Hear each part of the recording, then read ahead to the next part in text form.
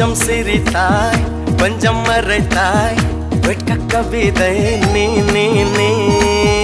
கொஞ்சம் துடித்தாய் கொஞ்சம் நடித்தாய் இரட்டை பிறவி நீ நீ நீ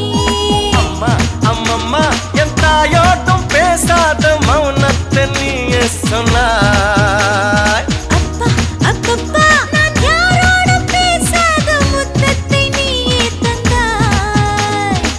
5 வயது பிள்ளை போலே அச்சச்சோ பிச்சத்தாலே கொஞ்சி கொஞ்சி என்னை கொண்டால் பருவாயில்லை